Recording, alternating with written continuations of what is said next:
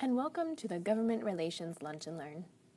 Today, I will be delving into the very exciting world of government relations and advocacy. Let me start with the basics. We're all here at SHM for the same reason, to give hospitalists the most support that we can in order to help them be successful. What we do in the Government Relations Department is no different. In our back corner, we focus on giving the most information that we can, including resources and a space for hospitalists to voice the issues they face every day in order to assist them in being successful. Where do we begin? Government relations is exactly what it sounds like, maintaining relationships with the collective government, which includes Congress, regulatory agencies like CMS or Medicare, and even other societies that do exactly what we do in order to better the position of hospital medicine. This means we three are the voice of the hospitalists when they are too busy researching best practices and saving lives. They're not able to do everything they do and still stay connected with the ongoings of the government, especially on those crazy 7-on, 7-off schedules. So that's where we step in, to ensure that hospital medicine is given as much consideration as other specialties. Government relations team to the rescue! How do we ensure that hospital medicine is at the table and not on the menu? We start with key issue identification and places for development, and look to develop within guidelines and rules for Medicare, in potential legislative avenues with Congress, and with other societies and coalitions.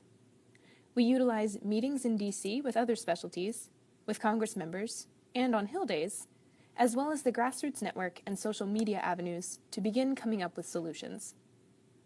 We then create resources for hospitalists and find areas where we can continue to work to make hospital medicine successful. This process is what I will cover in more detail today. So, who does what within the department? Well, you know that we are made up of 2 Joshes and 1 Ellen. J-Boss is in charge of overseeing the department. He takes on most of the federal legislation and is the chair of the Public Policy Committee. Laps takes on most of the regulatory legislation, the quality programs, the Performance Measurement Reporting Committee, and he started our grassroots network. And me? Well, I'm involved in a little bit of everything, particularly the grassroots network and the Twitter outreach. Did you also know that we have a lobbyist firm that is our eyes and ears in DC when we're not able to be there? They are called Chamber Hill, and they are a tremendous asset to the work we do in the department. Next, I'm going to go over some of the key issues that we focus on. The key issues that have an impact on hospital medicine are constantly evolving, depending on a lot of things, like legislative changes and current events. Right now, we're focused on observation and the Two-Midnight Rule, which is a major pain point for hospitalists and for patients. Observation status is a billing distinction from Medicare, and it has absolutely nothing to do with the quality of care that a patient receives in the hospital.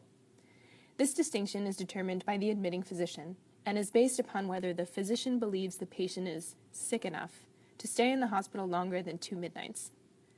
A patient that is admitted as an inpatient will often receive the exact same care as an observation patient, but Medicare will cover more of the inpatient's costs both inside and outside of the hospital. For example, if a patient needs to go to rehab or to a skilled nursing facility after they have been in the hospital, Medicare will not pay for this service if the patient was placed under observation.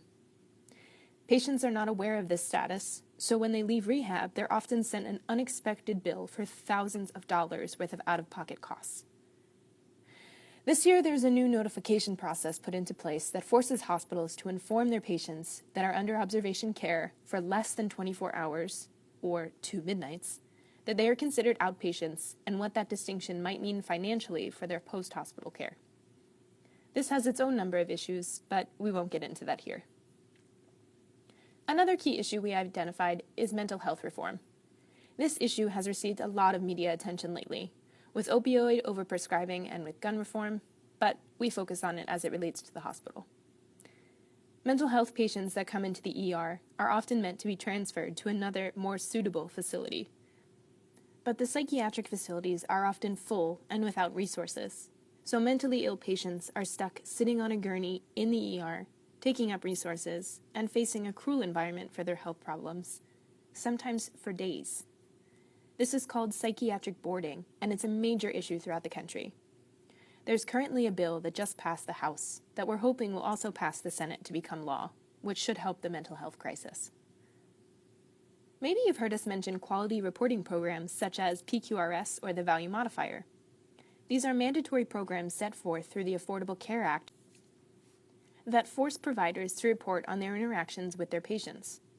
We have been monitoring these programs to make sure that hospitalists are fairly assessed, as many of the mandatory measures, or interactions with patients, are meant to be linked to quality care, but often have no correlation to what hospitalists really do. The majority of the difficulties arise with these programs when hospitalists are penalized for not reporting on enough interactions because the measures they are given are not applicable to their practice. These programs are about to change with the beginning of MACRA. Okay, MACRA. Why the heck do you guys keep talking about MACRA? It stands for the Medicare Access and CHIP Reauthorization Act, and it's important because it makes big changes to how physicians will be paid, evaluated, and assessed against other physicians.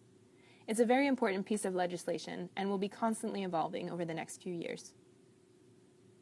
Now that you know some of the issues we focus on, let's talk about next steps. So we find a relevant issue, then what? Then we look to see where it might be fixed or at least improved. A lot of issues that we focus on are actually impacted by rules from Medicare. Well, how does that work? I'm so glad you asked. The regulatory process is a bit confusing. It goes like this. An elected official sponsors legislation in one of the two chambers of Congress. It gets assigned to a committee and then voted on in that chamber. Then it goes to the other chamber of Congress, voted on by that chamber, and if there are no changes, it gets signed into law by the president. This is how MACRA came to be.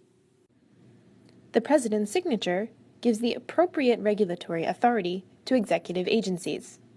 The bill that is now a law directs a federal agency, like CMS, to create regulation, which is then published online, where it seeks comment from stakeholders, like SHM, through a formal comment period, or 60 days once it's been published. Then the agency goes through all the comments from societies like ours and compiles a final rule. The last portion of this process is what we refer to in the department as the very scary rule season. Rule season takes place every year in the summer, where CMS writes regulation that discusses major changes to how physicians are paid, or changes to mandatory programs like PQRS. These rules impact hospital medicine, so every year we sift through thousands, literally, of pages so that we can make sure hospitalists won't be overlooked in the changes, and of course, so that they don't have to sift through the pages themselves.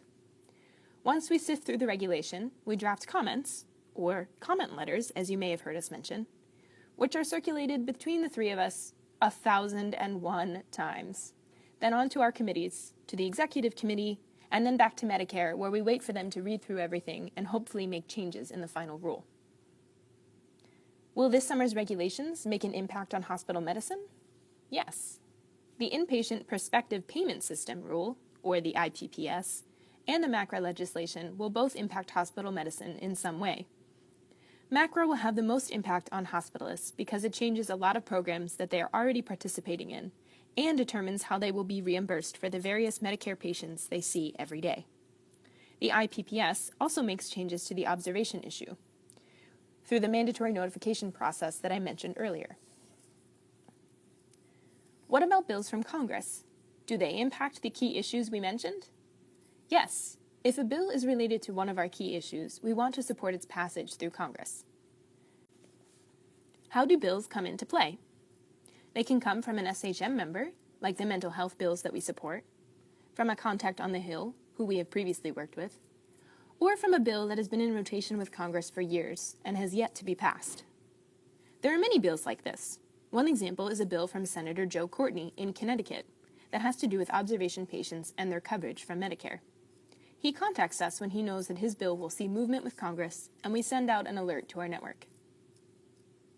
How do other specialty societies and coalitions impact the work we do? Coalitions can be a useful place for societies with different backgrounds, but a common goal to come together and work on a solution that will benefit everyone. We are a part of a few of these, like an observation coalition, where we are often asked to help coordinate a letter with other societies like ACA and ACEP that is then sent to Congress members, asking them to make changes to observation policies through legislation. These letters are important. The more names attached, the bigger the splash will be on the Hill, and the higher the chance that change will occur. What about meetings in DC? Are they useful? As you can probably guess from the name of our department, meeting with government agencies is an extremely important facet to our end goals. Maintaining relationships with other societies, with government officials, and just being present at certain hearings or meetings in DC helps give SHM a bigger leg to stand on when we ask for change. We go to meetings with other societies, like the AMA, on a regular basis to ensure we're at the table for potential solutions. We also meet with key contacts on the Hill on a regular basis. Ron and the PPC members meet with members of Congress yearly, and Chamber Hill sits in when we're unable to be there. Hill Day is a big part of relationship building for SHM members. It reminds Congress that we make up a big portion of their constituents, or the ones that vote for them, that we have real concerns about issues that need to be addressed, and that the hospital medicine voice is important. Where does the Grassroots Network come into play? The Grassroots Network is comprised of the SHM members who appreciate that their voice can make a difference with Congress and on hospital medicine issues, or those that have an interest in policy. When there's a piece of legislation related to a key issue, we send out an action alert to the Grassroots Network, which alerts them to the issues that need Congress's attention and support. The more messages that Congress members receive, the higher the likelihood that they will vote to support the bill. What about social media as an outlet for government relations? Absolutely. Social media, particularly Twitter, is especially relevant to Congress members. Almost every member of Congress and their staff has a Twitter account, which they utilize often. Check out the Twitter war between Trump and Senator Warren when you have a chance. We decided to create a Twitter specific to advocacy that would keep us in the loop with Congress. It's helpful to have a space to show Congress that we're paying attention to their legislation and their positions on issues, and be able to show our support in real time. What about resources? After we've determined the issues that will impact hospital medicine, and we sift through the avenues mentioned to find places for improvement, we create resources to inform hospitalists of the areas they need to be aware of. Most hospitalists do not have the time nor the interest to read 1,000-page rules from Medicare or sift through laws from Congress. So our job is to do this in their stead and ensure that they know what they're up against. The resources are usually informational, and they're meant to help them navigate the changes. For example, we created a guide for PQRS reporting specific to hospitalists. Because there are more than 300 measures in this mandatory program, and hospitalists are meant to report on 9 of them, the PMRC committee went through the list and determined which of the 300-plus measures are actually relevant to hospitalists. This saves tons of time and frustration and simplifies a confusing mandatory program. We also created a MACRA for Hospital Medicine standalone website, which gives background on the rule and specific examples on where it will impact hospitalists. This website is constantly updated as we learn more about the implementation so that hospitalists have a place to find the most up-to-date information. You've probably heard that the Tube Midnight webinars that we host brought in a large audience. This is a good example of a confusing policy that many hospitalists do not fully understand but want to know how to help their patients and their hospitals. Because there are so many steps that hospitals must comply with not to be penalized, we gathered experts from various hospitals and asked them to provide examples of the process they took in order to be successful through this policy. Because the observation and Tube Midnight rule are big pain points for hospitalists, these resources were hugely beneficial. So, why is what we do important to SHM members? Well, simply put, hospitalists are often not aware of the impacts of the rules and regulations coming from the collective government on their patients, hospitals, or payments. So we provide information on the issues and try our best to find a solution. For example, hospitalists used to be penalized unfairly in the electronic health record reporting program. But because we could prove to CMS that hospitalists have no control over the EHR systems that they use in the hospitals, CMS worked with us to develop a solution. Now that we have a solution, we're working to ensure that it is maintained in the next stage of the program. What about major victories for the department recently? Our relationship building, constancy on the Hill, and ability to work with CMS has paid off. We have seen some major victories lately, all that prove the work we do every day really does make an impact. You may have heard us mention that hospital medicine is now officially considered a specialty by CMS. This is huge because it means Medicare recognizes the importance of hospital medicine within the healthcare world and gives hospitalists a clear identifier against other providers. Maybe you heard us mention that we helped make sure that end-of-life conversations with patients and families were billable by Medicare and in the hospital setting. Maybe you didn't hear. It's okay. It's still true. So far, we have talked about what happens in the back corner. We scratched the surface of the regulatory process. We breezed through some of the resources. We also talked about how we identify key issues, what happens after they're identified, how we make an impact with the issues, and ultimately how all of that helps hospitalists be successful. So that's where we are. Where are we going? What are we working towards in the department? Well, ideally, we'd like to see the observation status distinction be completely overthrown. But we're patient. We'll take smaller victories on the way. Right now, we're working to ensure hospitalists can choose their own path with the new MACRA legislation, and that the work they do every day is recognized. That those involved in bundled payments can be part of an alternate payment model in MACRA. We're seeking fair assessment of hospitalists in the mandatory reporting programs, and we're patiently waiting for the full implementation of the specialty billing code. So, all this sounds interesting, Ellen. Where can I get involved?